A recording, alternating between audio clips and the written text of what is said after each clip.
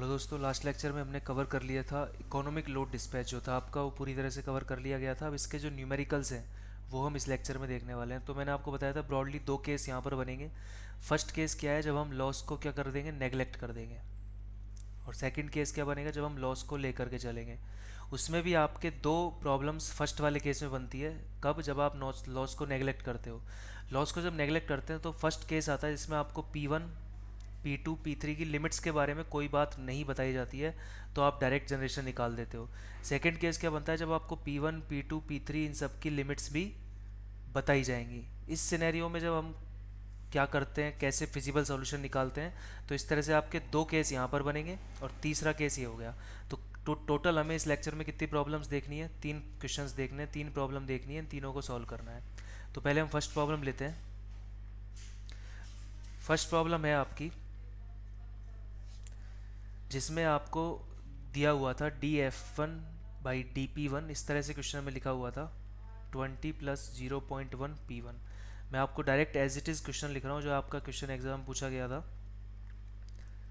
16 + 0.2 P2, इस तरह की दो इक्वेशन दी हुई थी। और क्या बोला गया था कि टोटल पावर डिमांड जो है वो कितनी है, 200 मेगावाट है। और एक लाइन क्या लिखी हुई थी कि ट्रांसमिशन जो लॉस है वो नेगलेक्टेड है। ठीक है, तो अब इसको हमें सॉल्व करना है। तो पहली बात, ट्रांसमिशन लॉस नेगलेक्टेड है, आपको निकालना है इकोनॉमिक लोड डिस्पैच यानी कि P1 P2 की वैल्यू निकालनी है जो आपकी 200 मेगावाट को क्या कर दें, सेटिस्फाई करा दें। P1 P2 का टोटल न्यूमेरिकल का मतलब क्या है कि P1 कितना हो, P2 कितना हो, जिससे टोटल कितना हो जाए, 200 मेगावाट हो जाए और कॉस्ट क्या हो जाए, मिनिमम हो जाए। यही क्वेश्चन है। ठीक है, कॉस्ट मिनिमम करने के लिए हमें पता है, मिनिमम कॉस्ट के लिए हमने लास्ट लेक्चर में इक्वेशन निकाली थी। जब लॉस नहीं माने जाते हैं तो इक्वेशन क्या थी कि जो भी कॉस्ट फंक्शन है यानी कि डीसी, हमने उसको डीसी लिखा था, DC1/dP1 is equal to DC2/dP2। और वो सारी जितने भी जनरेटर हैं सभी के कॉस्ट फंक्शन का डिफरेंशिएशन यानी कि इंक्रीमेंटल कॉस्ट कर्व, इसको हम बोलते हैं इंक्रीमेंटल कॉस्ट जो है आपकी फर्स्ट जनरेटर की, इंक्रीमेंटल कॉस्ट आपकी सेकंड जनरेटर की, सब क्या होनी चाहिए, इक्वल होनी चाहिए। अगर आपके एन जनरेटर है तो एन जनरेटर्स की इक्वल होनी चाहिए, किसके, लैम्डा के। यही आपका जो था इक्वेशन थी, यही क्वेश्चन था। अब यहाँ पे हमें टोटल क्या निकालना है, P1 P2 की वैल्यूज हमें चाहिए। ठीक है, हमें एक चीज़ पता चल चुकी है कि यहाँ पे इनको कॉस्ट मिनिमम तब होगी जब दोनों की इंक्रीमेंटल कॉस्ट कर्व क्या हो, सेम हो। अब आपको यहाँ डेरिवेशन करने की रिक्वायरमेंट ही नहीं, क्योंकि डायरेक्ट उसने आपको क्या दिया है, इंक्रीमेंटल कॉस्ट कर्व ही दिया है। क्योंकि सी की जगह यहाँ इसने एफ लिख दिया था फंक्शन, तो dF/dP1 यानी कि IC1 incremental cost of first और इंक्रीमेंटल कॉस्ट ऑफ सेकंड दोनों आपको दिए हैं। अब आपको पता है कि कब यहाँ पे पावर कॉस्ट मिनिमम होगी, जब दोनों इंक्रीमेंटल कॉस्ट दोनों क्या हो, इक्वल हो। यानी कि फर्स्ट इक्वेशन तो हो जाएगी IC1 is equal to IC2 से निकाल लोगे। एक इक्वेशन तो ये बन गई। आपको अननोन क्वांटिटी क्या है, आपको लैम्डा ही निकालना है, आपको P1 P2 दोनों निकालना है। सपोज ये दोनों निकालना है, दो इक्वेशन चाहिए। एक इक्वेशन तो IC1 is equal to IC2 हो गई। दूसरी इक्वेशन कैसे बनाएंगे, पावर बैलेंस से बना लेंगे, क्योंकि टोटल डिमांड कितनी होनी चाहिए, P1 + P2 होना चाहिए 200 मेगावाट। ये हो गई आपकी सेकंड इक्वेशन।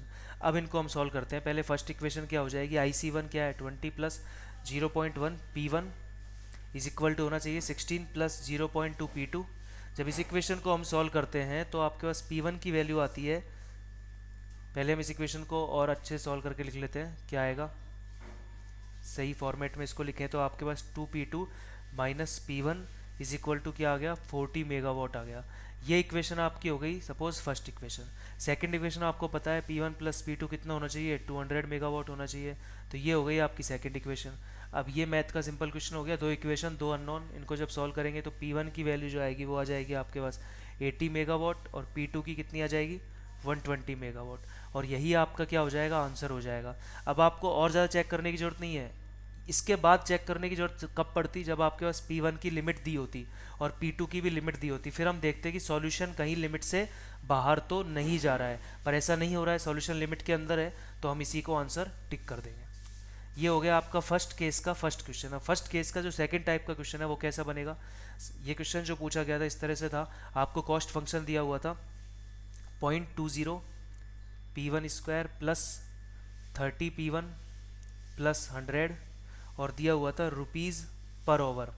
ये क्या हो गया, एक तरह से कॉस्ट फंक्शन हो गया, कितने पर घंटे का कितना पैसा लग रहा है, कॉस्ट फंक्शन है। इसी तरह से दूसरे जनरेटर का दिया हुआ था 0.25 P2 square plus 40 P2 plus 80 rupees per hour. मैंने आपको पहले ही बताया था कि एग्जाम में ज़्यादा से ज़्यादा 2 या 3 या 4 से ज़्यादा तो पूछेगा ही नहीं, और मैक्सिमम 2 जनरेटर का क्वेश्चन ही एग्जाम में पूछे जाते हैं।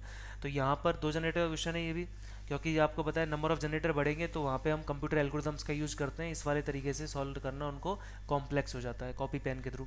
तो F1 F2 कॉस्ट फंक्शन हमें पता है, और उसके अलावा उसने बोला है कि P1 की जो जनरेटर की लिमिट है, यानी कि यहाँ पे उसने लिमिट दे दी है, कितनी है, 20 से 80 तक ये जनरेट कर सकता है। इसी तरह से P2 की जनरेशन लिमिट कितनी है, 40 टू 200, ये भी मेगावाट में है और ये भी किस में है, मेगावाट में है। उसके अलावा क्या दिया है, लोड डिमांड आपको दिया है, लोड डिमांड है आपकी 130 मेगावाट। उसके अलावा क्या बोला गया है कि ट्रांसमिशन लॉस यहाँ पर भी क्या है, नेगलेक्ट है। तो ट्रांसमिशन नेगलेक्ट लॉस नेगलेक्ट होने वाला जो फर्स्ट केस के क्वेश्चंस देखे थे वैसा ही क्वेश्चन ये है, बट यहाँ पे ये फर्स्ट केस का सेकंड टाइप ऑफ क्वेश्चन है, यानी कि जहाँ पे आपको पावर की लिमिट भी दी हो। पहले तो हम पहले जैसे मेथड से ही सॉल्व करेंगे, फिर हम देखेंगे कि सॉल्यूशन फिजिबल है या नहीं है। तो पहले वाले मेथड क्या कहता है आपका, कि आपके पास एक इक्वेशन तो क्या बन गई, लोड डिमांड से बन गई है कि P1 P2 किसके इक्वल होने चाहिए, 130 मेगावाट के इक्वल होनी चाहिए। तो फर्स्ट इक्वेशन तो ये हो गई। सेकंड इक्वेशन कैसे बनेगी, सेकंड के लिए आपको क्या निकालना होगा, इंक्रीमेंटल कॉस्ट निकालनी होगी। इंक्रीमेंटल कॉस्ट यानी कि IC1, और 2 ही जनरेटर है तो IC1 और IC2 को इक्वल कर देना है, यही फॉर्मूला होता है। तो IC1 कैसे निकालेंगे, IC1 आपका हो जाएगा फर्स्ट जनरेटर की कॉस्ट, उसको P1 के रेस्पेक्ट में डिफ्रेंशिएशन करेंगे तो कितना आएगा, 0.4 P1 प्लस 30 आ जाएगा। इस तरह से IC2 कैसे निकलेगा, DF2 सेकंड फंक्शन को पावर की रेस्पेक्ट में डिफ्रेंशिएशन किया तो क्या आ गया आपके पास, 0.5 P2 प्लस 40, ये फर्स्ट इक्वेशन हो गई है, और ये आपकी हो गई है सेकंड इक्वेशन। अब ये जो आपकी फर्स्ट और सेकंड, सॉरी फर्स्ट हमने उसको ऊपर वाली को बोल दिया है, तो अब हमें क्या करना है, इन दोनों इक्वेशन से ये वाली इक्वेशन जो है ये एक्चुअल में सेकंड इक्वेशन है, तो इसको कैसे बनाएंगे, dF1 upon dP1 is equal to dF2 upon dP2। तो यहाँ पे क्या इक्वेशन बनेगी, ये बन जाएगी आपकी 0.4 P1 plus 30 is equal to 0.5 P2 plus 40। उसके अलावा 4 P1 minus 5 P2 is equal to 100, ये हो गई आपकी सेकंड इक्वेशन। अब ये सेकंड है और फर्स्ट कौन सी थी, फर्स्ट है आपकी कि P1 प्लस P2 क्या है आपके पास, डिमांड वाली इक्वेशन में P1 P2 इक्वल टू कितना होना चाहिए, 130 मेगावाट होना चाहिए। तो ये हो गई आपकी फर्स्ट इक्वेशन। तो ये दो इक्वेशन है 1 और 2, इनको हमें आप सॉल्व करना है।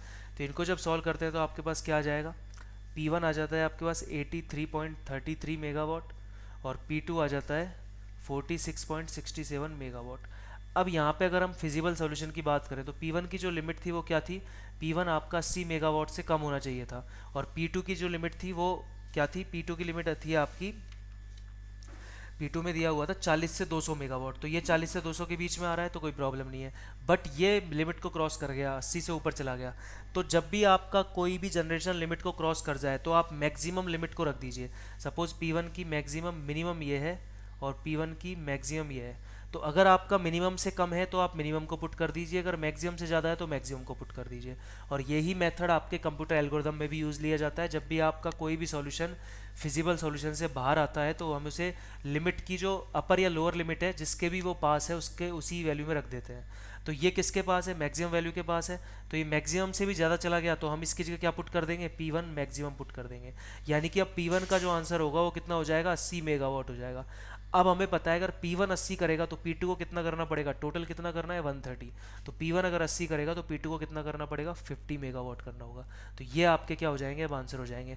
अब 50 भी फिजिबल है क्योंकि 50 भी लिमिट के अंदर आ रहा है और 80 भी लिमिट के अंदर आ रहा है, तो ये आंसर होंगे। तो अगर आपके लिमिट अगर दे दी जाए तो इस तरह से उन क्वेश्चन को किया जाता है। तो ये हो गए आपके फर्स्ट टाइप के क्वेश्चन के सेकेंड, फर्स्ट टाइप के क्वेश्चंस में फर्स्ट केस में सेकंड टाइप का क्वेश्चन हो गया ये। अब हम देखते हैं सेकंड केस क्या है, जब हमको लॉस को भी लेकर के चलेंगे तो उस तरह का जो क्वेश्चन है वो आपका लास्ट क्वेश्चन है, थर्ड क्वेश्चन।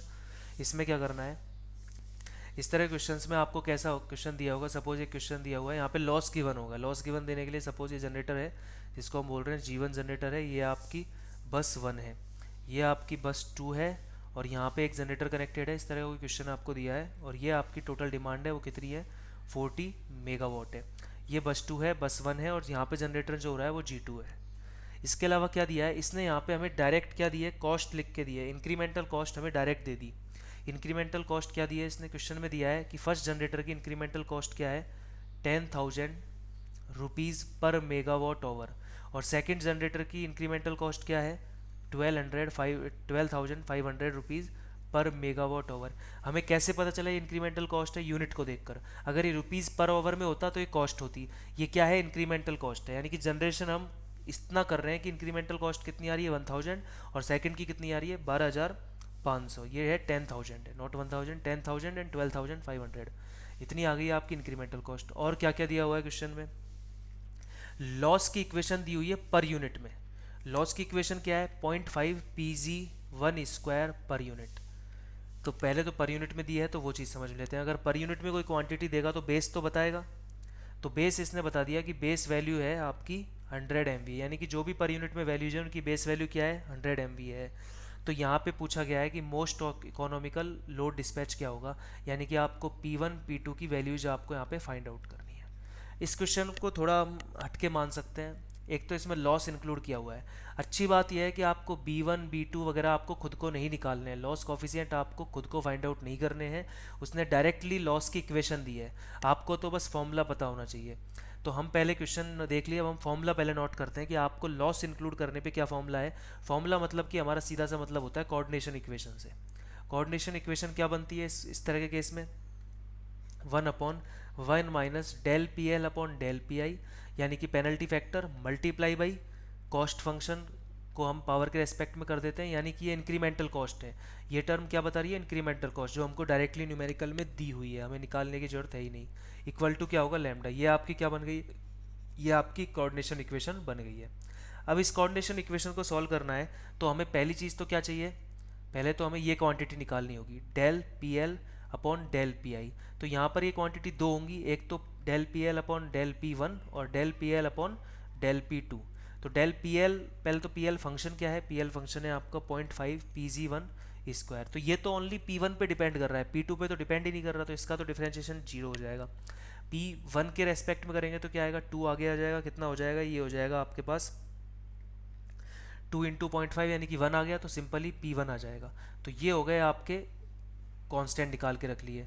अब आप यहाँ पे दो इक्वेशन बना सकते हो, सिंपल दो इक्वेशन क्या बनेगी आपकी, आपको क्या करना है, दोनों लैम्डा है, यानी कि दोनों की जो ये कोऑर्डिनेशन इक्वेशन है इक्वल टू लैम्डा होने का मतलब क्या है, दोनों के लिए इक्वेशन सेम होगी। यानी कि मैं इसको दूसरी टर्म में क्या लिख सकता हूँ, dc1 upon dp1 multiply by 1 minus del P L upon del P one. ये इक्वल किसके होगी, लैम्डा के। लैम्डा मतलब दूसरे वाले की कॉस्ट कितनी है, D C two by D P two multiply 1/1 minus del P L by del P two. इसी तरह की इक्वेशन हम पहले भी क्वेश्चंस में लिखते थे, वहाँ पे सिर्फ क्या आता था, dc1/dp1 इक्वल टू dc2/dp2। अब आपको ये पेनल्टी फैक्टर भी साथ में लेकर के चलना पड़ेगा। अब आप इनकी वैल्यूज पुट करते हो तो dc1/dp1 आपको दिया हुआ है कितना है, 10,000 है, इंक्रीमेंटल कॉस्ट दी है, इंटू 1 अपॉन यहाँ पे क्या आएगा 1 माइनस Pg1 आ जाएगा, क्योंकि del P L by del P one क्या है, Pg1 है, इज इक्वल टू होगा डेल C2/डेल P2 क्या दिया है 12,500, मल्टीप्लाई किससे करेंगे, ये आपका कितना है 1/1 माइनस ये कितना आ रहा है, जीरो आ रहा है। तो यहाँ पे एक इक्वेशन आपको मिल गई P1 P2 के लिए, क्या मिली है, Pg1 इज इक्वल टू 1/5। आप P1 Pg1 यहाँ से निकाल सकते हो, Pg1 आपका डायरेक्ट आ गया है, पर यूनिट में आया है, क्योंकि आपने यहाँ पर जो Pg1 पुट किया था वो किस फॉर्म में किया था, Pg1 बोल दीजिए P1 बोल दीजिए, एक ही बात है। आपने यहाँ पे पुट किया था वो किस में किया था, पर यूनिट में, क्योंकि इक्वेशन क्वेश्चन में कैसी दी हुई है, पर यूनिट में। तो आपको P1 की वैल्यू भी पर यूनिट में मिलेगी। अगर आपको पर यूनिट में वैल्यू पता है और बेस पता है, बेस वैल्यू भी तो आपको पता है, बेस वैल्यू क्या है 100 MV है, तो आपको पर यूनिट में वैल्यू पता है और बेस वैल्यू पता है, तो आप क्या करोगे 100 MVA से मल्टीप्लाई कर दोगे तो P1 मिल जाएगा आपको, 1/5 इंटू 100 करोगे तो कितना आ जाएगा, ये आ जाएगा 20 MVA। तो P1 का जो जनरेशन है वो कितना हो गया, 20 हो गया, ठीक है। अब आपको लॉस पता है, PL कितना है 0.5 Pg1², तो आप लॉस भी निकाल सकते हो, कितना आएगा 0.5 डिवाइडेड बाई 1/5 का स्क्वायर, यानी कि 0.02 पर यूनिट। अब इसको जब सॉल्व करोगे तो क्या आ जाएगा, PL 0.02 इंटू 100, तो वो आपके पास आ जाएगा 2 MVA।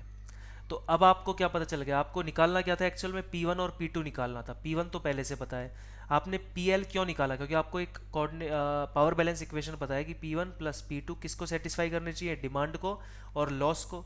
लॉस आपको पता है, P1 आपको पता है, PD पता है, तो P2 निकाल लोगे कैसे। P1 कितना है 20 है, P2 आपको निकालना है। डिमांड कितनी है, डिमांड है आपकी टोटल 40 दी है डिमांड, प्लस PL कितना है, लॉस है 2। तो यहाँ से आपके पास P2 क्या आएगा 22 MV आ जाएगा। तो आप कौन सा ऑप्शन टिक कर दोगे, P1 इज इक्वल टू 20 और P2 इज इक्वल टू 22। ये आपका आंसर हो जाएगा। तो ऐसे अगर एग्जाम में क्वेश्चन आ जाते हैं तो आप सॉल्व कर लोगे। इकोनॉमिक लोड डिस्पैच ऐसा टॉपिक है, यहाँ पर आपके पास सिंपल दो इक्वेशंस फॉलो करनी है। लॉस नहीं है तो इक्वेशन क्या है, DC1 upon DP1 is equal to DC2 upon DP2 और P1 plus P2 is equal to total demand. अगर दो जनरेटर है तो दो जनरेटर के लिए यही फॉर्मूला होगा, मोस्टली आपको यही केस मिलेगा। ये तो है जब लॉस इंक्लूड नहीं है। लॉस इंक्लूड है तब क्या इक्वेशन बनेगी, DC1/DP1 multiply by 1 minus 1/1 minus del PL upon del P1 is equal to किसके होगा, DC2 upon DP2 into 1/1 minus del PL upon del P2। ये इक्वल है, ये इक्वेशन बनेगी एक तो, और दूसरी इक्वेशन क्या बनेगी, P1 प्लस P2 किसको सेटिस्फाई करनी चाहिए, डिमांड प्लस लॉस को। तो दो जनरेटर के लिए आपको यही दोनों फॉर्मूले काम आएंगे। अगर आपको पूरे चैप्टर में समझ में आ गया हो तो बेटर है, नहीं इस स्लाइड में जो दोनों फॉर्मूले दिए हुए हैं उनको आप कमिट टू मेमोरी कर लें, CTM कर लें, क्योंकि यही आपको एग्जाम में यूज़ करने हैं। अगर दो जनरेटर का सिस्टम है तो मोस्टली यही आता है, इसलिए मैं इस पर ज़्यादा जोर दे रहा हूँ। बाकी आपको मैंने जितना भी हो सकता था इकोनॉमिक लोड डिस्पैच का अकॉर्डिंग टू एग्जाम सब कुछ बता दिया है। नेक्स्ट लेक्चर में हम डिस्कस करेंगे लोड फ्लो स्टडी को। पहले हम बेसिक्स देखेंगे, फिर हम GS मेथड और न्यूटन राप्सन मेथड की बात करेंगे, और उनसे रिलेटेड कुछ क्वेश्चन जो एग्जाम में आ चुके हैं उनकी चर्चा हम करेंगे। So thank you.